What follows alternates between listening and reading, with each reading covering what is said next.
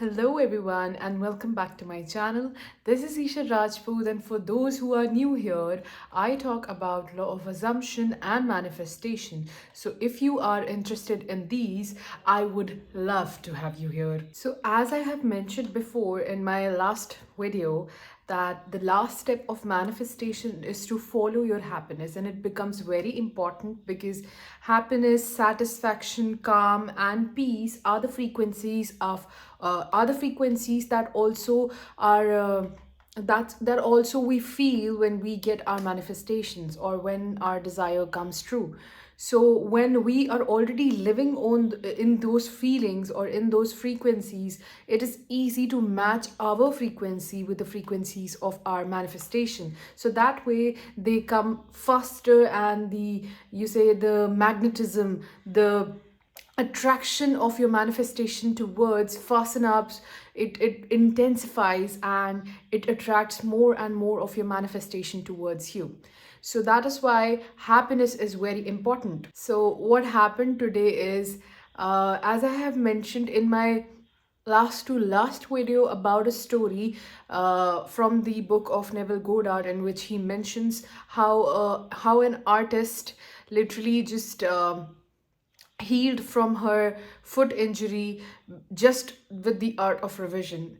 So today to me, same incident happened. I was caught up in an accident where I fell and I got injured, and there was no one to help me around. I was on the road alone, and the car drivers, please drive carefully. It's a humble request to you guys, especially to those boys who are like 17 to 18 years old or 17 to 20 years old, and they just have learned the driving and they're just driving very ruthlessly. It's a very, very humble request to all you guys. Please drive safely and carefully. I got injured. See, the cut. This is the cut. Let me focus. It's not focusing, it's just focusing on my face. And the whole skin just came off, and the other hand also, the elbows. Oh, this elbow is very minutely injured. This elbow, this, and I have my legs also covered with the cotton pads, but I cannot show them to you because I cannot just, no, I cannot do that. But I got injured badly and my back hurts, my head spins. But anyways, I just came back to home, and after reaching home, it was like 15 to 20 minutes of cab and I was on a bike. So after before reaching home, I just got my bike checked and it was completely all right. There was nothing much harm, like not much harm to the bike done. So I came back home, and as soon as I saw my mother, I told her. She was like, what happened? And I told her I had an accident, and she was like, what happened? Are you okay? Tell me, where do you get injured? Where did you get injured? Things like that. And the moment she asked me, I started crying. I cried like a baby. I was not crying of the pain. Okay, I was not crying of the pain. I'll tell you two things what I was crying about. See, this is how you learn. This is how you grow. So instead of not shooting any video because I was not feeling to shoot a video, I was like, I must share this thing with you guys. So here I will tell you how my happiness is responsibility of myself. Okay, I am responsible for my happiness. So what happened is, as soon as I came home, I just took off my clothes and I started crying. I took a bath because I was covered in dust and sand and stones. They all just got penetrated into my back and they made tiny holes all over my back. So I took off my clothes, I started crying, and she asked me, why are you crying? Does it hurt badly? And I was like, no, my jeans got ripped. My new jeans, the jeans which I just bought on my birthday, and it was my first time to wear it out. I was going to drop someone to some place and my jeans got ripped. and these were like the finest pair of Levi's jeans, 721 skinny leg jeans. They were just awesome. They used to fit me like a glove. Like, I was so I was feeling it, and I was very happy the moment I bought it, because I knew this is what I wanted. And she asked me what happened. Then I replied, "Mama, meri jean fat gayi." I replied in Hindi, and I was crying like a baby. And she was like, "Okay, I'll buy you a new one." I was like, "No, I don't want new jeans. I wanted this one because I was attached to it so much. I was so damn attached. I was like, the moment I wore it, I was like, I should be careful. I don't want it to get ruined. Or what happens if something drops on it?" Matlab, I was very scared of getting it ruined, and it eventually got ruined. Seriously, it got ruined. And the next thing what happened is, the moment I fell down, I was half in the air. I was flying in the air. I was so badly twisting in the air, and my phone fell out of my pocket. And for those who watch my video regularly, you must have known that I just had a new iPhone 14 Pro. So that was the phone that I was carrying at that time. Luckily, I had it tempo on, and I had it cover on, so it fell, and the tempo was broken. And when I was lying down like this, I was wearing my helmet, my safety gears. But you guys, you won't believe, I didn't cry at that moment. The first thing I checked was my phone after I fell down. It's like, is my phone okay? Is my phone okay? And it was okay. The temper was broken though, so I got it changed. The first thing after I stood up and started my bike was I fixed this. I got this temper fixed, replaced actually. And then after reaching home, after crying and taking a bath, I saw my injuries, and suddenly my whole body started aching. Then my mother gave me turmeric milk, which is very healthy when you get injured. Parents in India usually give you turmeric milk. So I drank that, and I sat for like 15 minutes, and I was crying because my favorite jeans was ripped. And then I was crying as well because if something would have happened to my phone, I was so attached. Okay, I never had an iPhone. I never owned one iPhone. I never knew what was the feeling like, and I always used to think that this is something very expensive and I cannot afford it twice. Okay, so it was very expensive. Okay, my parents around iPhone are like, "Oh my god, this is iPhone, isko aram se rakho, keep it nicely, keep it more carefully," things like that. I was like, if something would have happened to my phone, how would I have afforded it? And I was crying about this fact. It may sound cheap, or it may sound very small of me, but I'm a middle class girl. I was a middle class. I am a middle class girl. Okay, I belong to a middle class family. So I was crying for the fact that if something would have happened to this phone, I couldn't have afford like 1 lakh 40 rupees again to buy this phone new, or replace a 60,000 screen. And I cried and cried and cried, and she's like, "What happened? Stop crying. Your phone is all right." And I was like, I don't know why I feel this thing in me where I just cannot overcome the fact that if something would have happened to my phone or something else that is very valuable to me, I wouldn't be able to stand up. That is how much these things control me. That moment I realized that these are the things that are literally controlling me. These are the fears that are controlling me. And it literally gave me like a deep understanding of my emotions, my beliefs, my fears.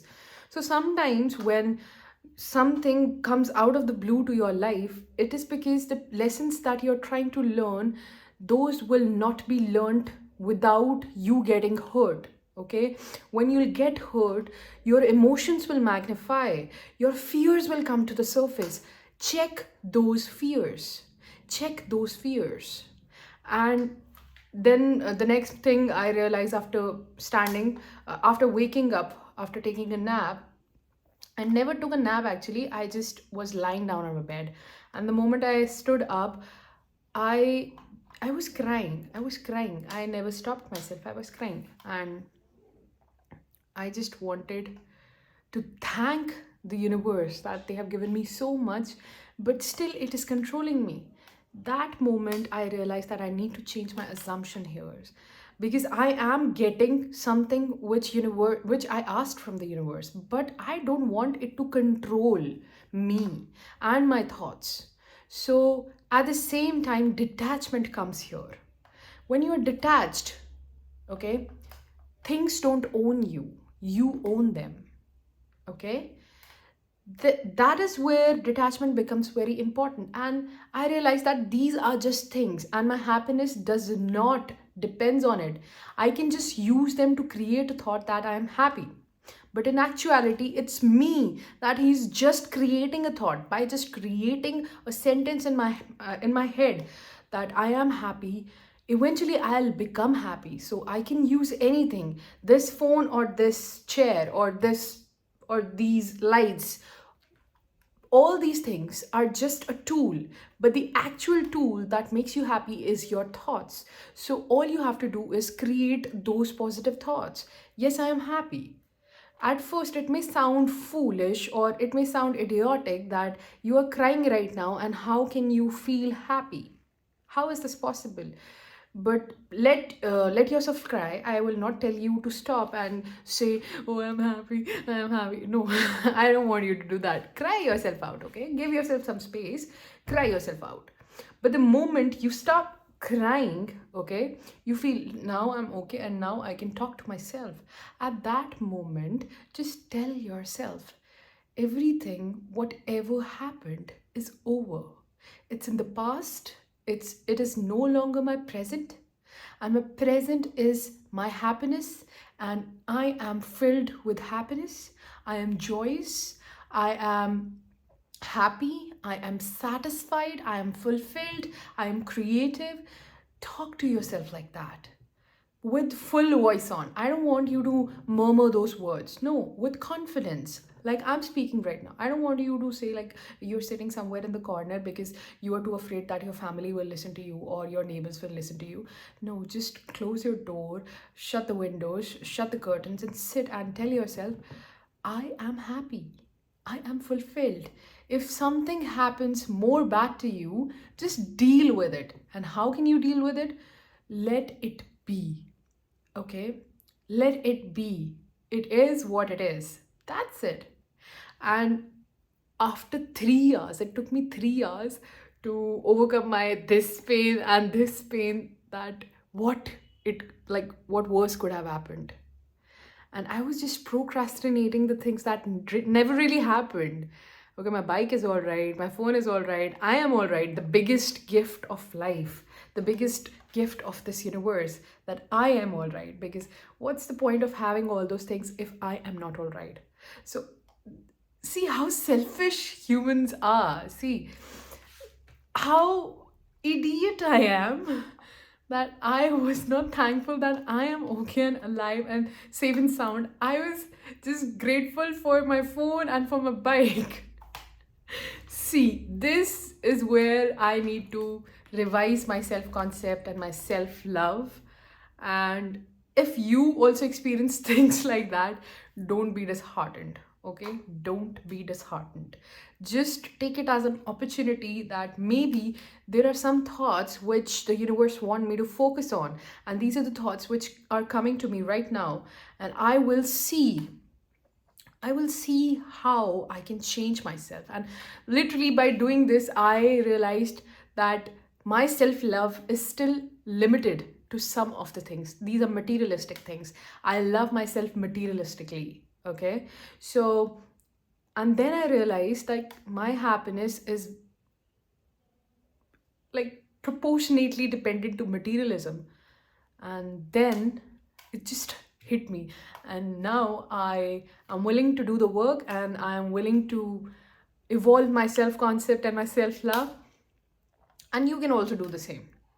So don't be disheartened, just hang in there and love yourself. work on those emotions and cry if you want to. But once you are done, never cry again on the same thing. Okay? Never cry again. Things might look bad right now, but in few days or even in few hours or few minutes, something better will come to you. Okay? That's all for today, and I was just sharing my little incident and my little thought of the day, like how I just got hit by life and life happened to me today, even though I was never assuming of an accident on a bike. But it's okay, shit happens. But I shouldn't have used that word, I'm so sorry. But never mind, it was just a lesson that I need to learn, that my self-love is still in limitations. I'm still limiting it and I need to work on it. Same way, do it for yourself. Don't have any limiting beliefs, and if you find some of them inside you, work on them emotionally, physically, mentally, the way you should be doing it. Okay, that's all for today, and you guys know how much I love to share my experiences and my stories and my law of assumption stuff with you guys, and how the father of manifestation, that is Neville Goddard, is literally changing my and yours life as well. So I'm grateful for my YouTube community, my teacher, Neville Goddard, and this universe. At the end, I would like to say that I love you all, and I'll see you in the next episode. Bye.